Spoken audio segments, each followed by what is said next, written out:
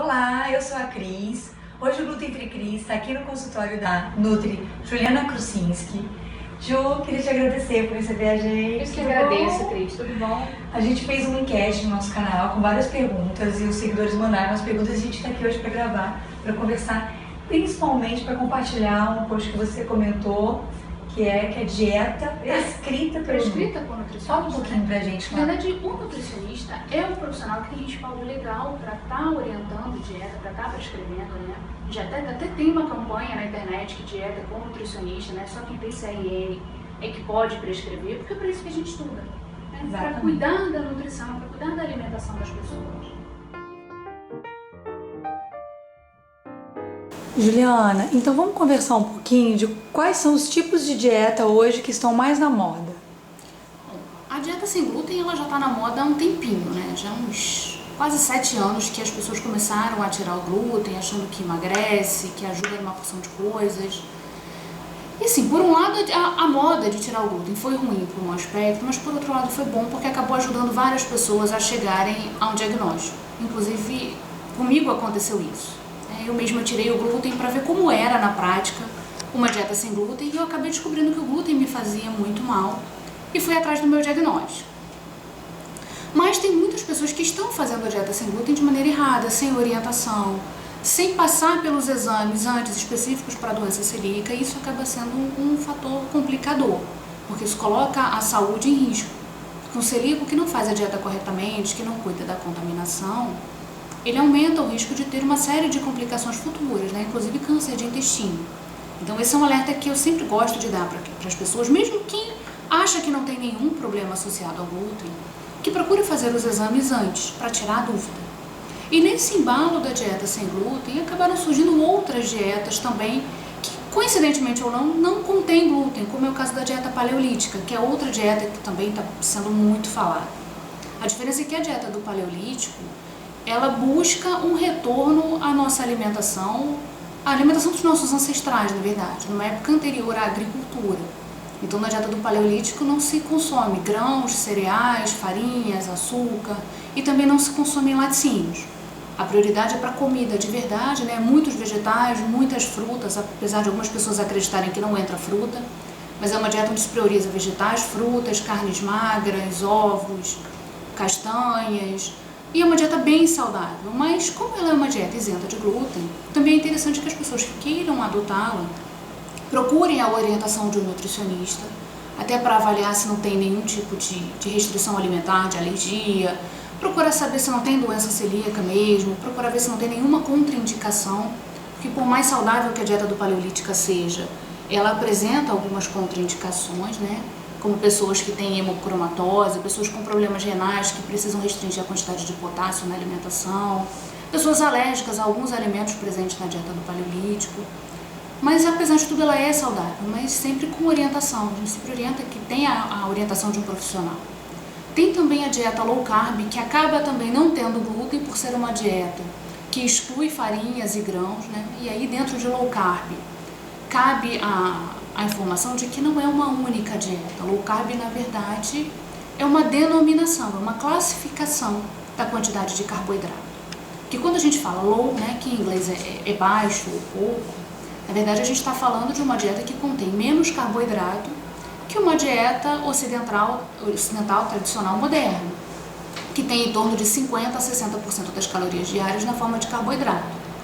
A partir do momento em que a gente reduz esse carboidrato para menos de 50% das calorias diárias, a gente já pode dizer que trata-se de uma dieta low carb. Agora, o quão low carb será, isso vai depender de uma porção de fatores. E a orientação, novamente, é que as pessoas não façam sem buscar a orientação de um profissional nutricionista. Porque muita gente tem restringido consideravelmente a quantidade de carboidratos. Tem pessoas que, em vez de fazer low carb, já estão tendendo para uma linha no carb, né, com medo do carboidrato. Então as pessoas querem excluir completamente o carboidrato da dieta. Isso acaba não sendo saudável, isso acaba sendo extremamente prejudicial, principalmente para as mulheres, porque essa restrição muito radical de carboidrato, né, tem pessoas que estão consumindo no máximo 20 gramas de carboidrato por dia, o que é uma concentração extremamente baixa. Isso pode causar queda de cabelo, enfraquecimento, deficiências nutricionais, porque quando você exclui carboidrato, você não exclui apenas o carboidrato, você exclui uma infinidade de nutrientes que estão presentes nos alimentos fontes de carboidrato, como diversas vitaminas, né? Isso pode interferir também no funcionamento da tireoide, acabam tendo pessoas com disfunção tireoidiana por uma restrição radical de carboidrato. Você pode ter um aumento muito grande do cortisol e isso daí vai interferir na produção de serotonina e de melatonina. Então isso gera agressividade, ansiedade, insônia, né? Alterações do comportamento e do humor, piora dos sintomas da TPM.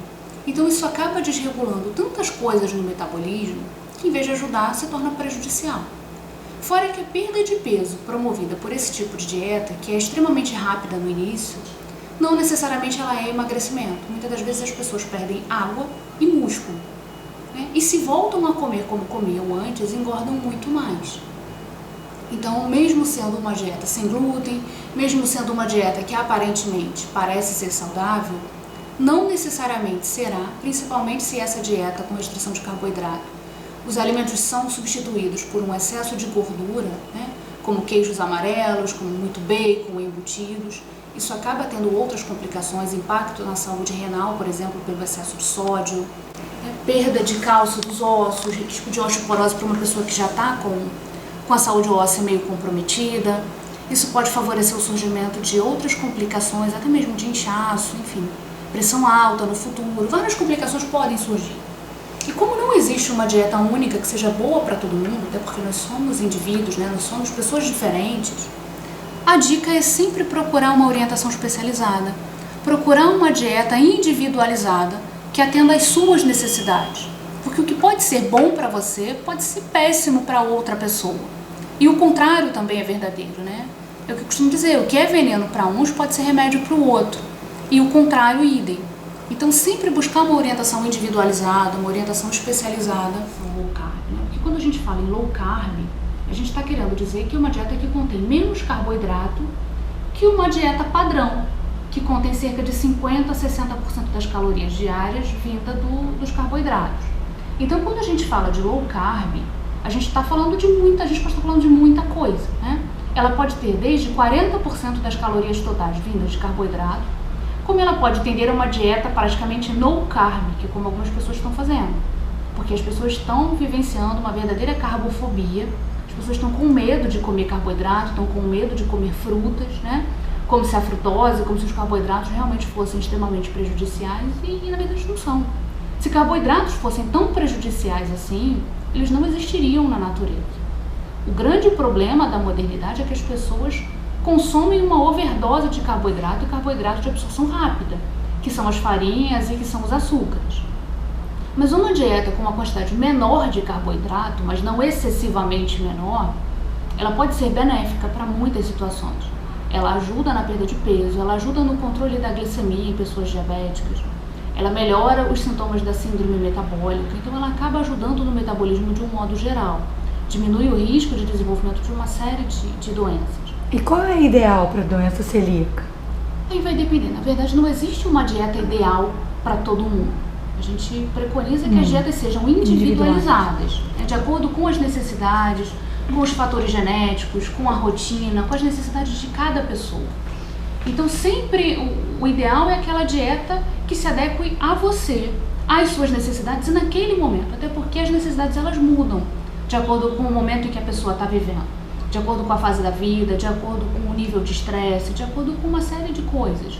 Então sempre a dieta ela tem que ser individualizada, mesmo que ela seja sem glúten, mesmo que ela tenha uma pegada paleo ou uma pegada low carb, ela tem que ser individualizada em todos os aspectos, porque senão em vez de ajudar ela acaba prejudicando. Como evitar o aparecimento de diabetes? Bom, o diabetes ele é uma doença um pouco complexa porque ela tem etiologias diferentes, né? Nós temos o diabetes tipo 1, que é uma doença autoimune, que alguns estudos já mostraram que ela pode ser desencadeada, por exemplo, pela introdução precoce de leite de vaca nos bebês. Então, pensando por esse aspecto, uma das recomendações seria tentar retardar a introdução de leite de vaca para os bebês. Mas num adulto, por exemplo, como que eu evito na minha dieta em consumir algo que possa dissipar o diabetes? Pensando no diabetes tipo 2, que é o mais comum em adultos, né? O diabetes que não é uma ausência total da produção de insulina, mas na verdade o diabetes tipo 2, ele surge por uma resistência das células do corpo à ação daquela insulina produzida. E aí o pâncreas vai se cansando, ele vai se esgotando e até um momento em que a produção começa a ser insuficiente. Pensando nisso, o ideal é que as pessoas evitem o excesso de peso, que as pessoas busquem uma dieta de menor índice glicêmico e menor carga glicêmica, procurem fazer atividade física para otimizar a forma como o corpo utiliza o carboidrato da dieta. Outros casos de diabetes tipo 2, procurando ter uma alimentação saudável e mantendo níveis adequados de atividade física, a gente conseguiria manter afastado o máximo possível a diabetes tipo 2. Né? Não é nenhuma garantia de que ela nunca surgirá, mas a gente consegue minimizar o risco. Eu faço uma dieta sem glúten, mais de um seguidor fez essa pergunta. Eu faço uma dieta sem glúten, mas eu não consigo emagrecer. Por que os globais fazem a dieta sem glúten, fazem essa propaganda toda da dieta sem glúten, que reduziram peso, que emagreceram, e por que eu sou celíaca e não consigo emagrecer? O celíaco, ele tem um metabolismo um pouco diferente das outras pessoas, né? E assim, não dá pra gente comparar todo mundo. Quando a gente pensa, por exemplo, nas atrizes que estão fazendo uma dieta sem glúten e emagrecem, a gente tem que pensar também que elas vivem da imagem delas. Então não é apenas a exclusão de glúten responsável pela perda de peso delas. É uma dieta sem glúten, mas uma dieta de baixas calorias, é atividade física orientada, são tratamentos estéticos, é uma porção de coisas que atuam em conjunto que faz com que elas percam peso, né, e se mantenham magras. No nosso caso, né, celíacos, nós primeiro passamos por uma fase de má absorção de nutrientes, né? Até que a gente descubra o que a gente efetivamente tem e que a gente comece a se cuidar, a gente está passando por uma fase de privação nutricional. A partir do momento em que a gente tira o que nos agride, o corpo ele tenta compensar o tempo perdido e tenta otimizar a absorção dos nutrientes. Isso pode ser um fator para favorecer o ganho de peso, essa melhora no processo absortivo. Outra coisa que contribui para o ganho de peso no celíaco é o medo de passar fome, é o que eu costumo chamar de síndrome do esquilo. A gente compra comida demais, a gente estoca comida, a gente come muitas das vezes sem estar com vontade, quando a gente encontra algo que a gente possa, principalmente se for gostoso. Então a gente acaba comendo muitas das vezes além do necessário, pelo medo de passar fome. E outra coisa, a gente foca tanto naquilo que a gente não pode e tenta buscar um equivalente, que muitas das vezes a nossa dieta ela fica excessiva em termos de pão, bolo, biscoito, massa e sem glúten, e a gente esquece do que naturalmente não tem glúten. Isso também contribui para a perda de peso, para o ganho de peso, desculpa. Sem falar em outras complicações, porque se a gente tem hipotireoidismo associado, isso vai ser mais um fator para contribuir para o ganho de peso. Então a gente tem que tratar o hipotireoidismo junto com a dieta sem glúten. Deficiências nutricionais, como anemia, por exemplo, diminuem a nossa energia e o nosso rendimento no exercício. Então, se eu estou me exercitando menos, eu tendo a ganhar mais peso. E tem uma porção de outras coisas. Não adianta focar só na isenção do glúten.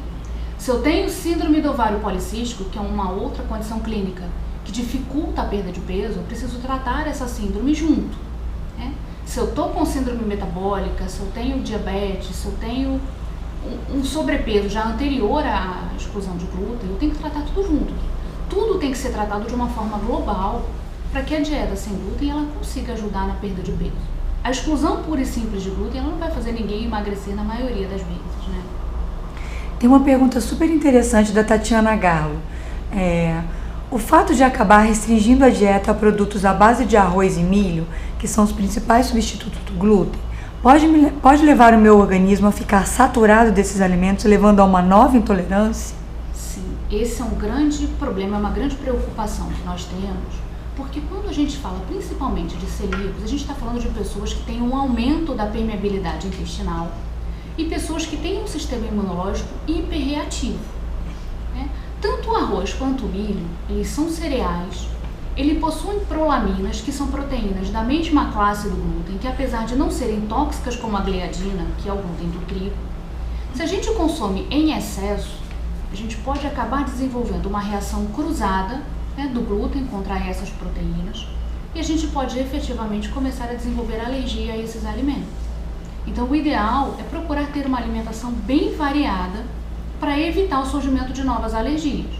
Não descuidando dos cuidados com a contaminação cruzada, não descuidando dos cuidados com a mucosa intestinal, para que a gente acelere a recuperação dessa mucosa, para que a gente fique mais protegido e menos propenso a ter outras alergias. Como manter uma boa dieta com boas quantidades de fibra dentro da dieta paleo? Bom, a dieta paleo dificilmente ela vai ser pobre em fibras, a menos que a pessoa esqueça os vegetais e se alimente basicamente de carnes, né? Que é o que infelizmente algumas pessoas estão fazendo e propagando. Mas a dieta paleo, em essência, ela é uma dieta riquíssima em frutas e hortaliças. Só isso já garantiria uma oferta mais do que adequada de fibras no dia a dia. Tem uma pergunta super interessante da Leni Pereira. Sintomáticos e assintomáticos, o cuidado deve ser o mesmo? Sim, independente de ter sintomas ou não e da intensidade dos sintomas, como os estragos que o glúten causa, eles são internos, cuidado é sempre o mesmo. Cuidado com relação ao que a gente ingere, cuidado em relação à contaminação do alimento, cuidados em relação à contaminação do ambiente, ele tem que ser igual sempre, porque muitas das vezes o estrago está ocorrendo silenciosamente e quando a gente descobre, o estrago já foi feito e a gente não consegue mais reverter, infelizmente. Uma pergunta da Débora. Ju, a dieta paleo restringe cereais e por isso acaba se enquadrando nos hábitos do celíaco. Uma pessoa aderindo a essa dieta não teria problemas no que tange ao metabolismo e poderia prejudicar a formação do TSH devido à baixa ingestão de carboidratos? Não, a dieta paleo, ela não necessariamente ela vai ser uma dieta low carb, ao contrário também do que muita gente acredita.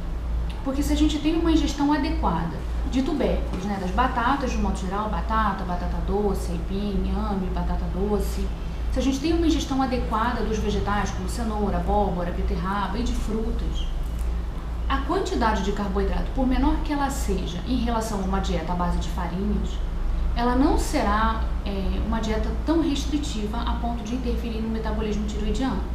Diferentemente das dietas low carb ou no carb, em que esse corte é muito mais radical. E aí sim a gente pode acabar tendo problemas na tireoide. Mas a isenção de cereais pura e simples, ela não vai causar nenhum tipo de prejuízo. Muito pelo contrário.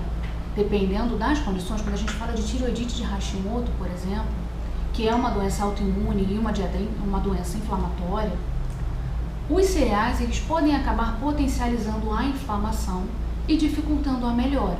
Então, quando a gente faz essa restrição, a gente acaba auxiliando na melhora do quadro clínico do paciente. Precisa excluir o glúten? Todos. Quando eu falo que a minha ela é democrática, você atende a todos. Você atende a todos. A quem precisa, a quem não precisa, quem quer experimentar algo diferente. É gostoso. É gostoso, é saudável. Então, qual a dificuldade disso? Para que você vai produzir algo que é sem glúten, mas que não é seguro? Eu não vejo nenhuma vantagem nisso, eu só vejo prejuízo nisso. Mas eu espero que um dia as pessoas enxerguem da mesma forma que a gente. Mas e contem com a gente. E contem com a gente, porque a gente está aqui para dar informação, a gente está aqui para também ajudar a quem quer buscar a informação correta, né? A informação não é para ser sonegada, a informação é para ser compartilhada. Acho que quanto mais a gente compartilha informação, mais inclusive a gente cresce. Que é esse o objetivo. O objetivo é esse, é socializar a informação, é dividir, fortalecer as pessoas que precisam de um respaldo, de um apoio, né? E garantir segurança de todo mundo. Muito bom. Eu queria te agradecer. Imagina, muito que agradecer a gente. Eu que agradeço. Eu que agradeço a oportunidade. Muito bom. Precisando, obrigada. Pode contar comigo. Muito bom mesmo. Você também. Obrigada. De verdade. Muito bom. Tivemos uma manhã muito agradável com a nutricionista Juliana Krusinski. Ela tem um profundo conhecimento sobre a doença celíaca, suas dietas e suas questões. Muito obrigada por nos receber, tirar as nossas dúvidas. É impressionante e incrível a sua gentileza em compartilhar tudo isso conosco. Gluten Free Cris são dicas e soluções para dieta sem glúten.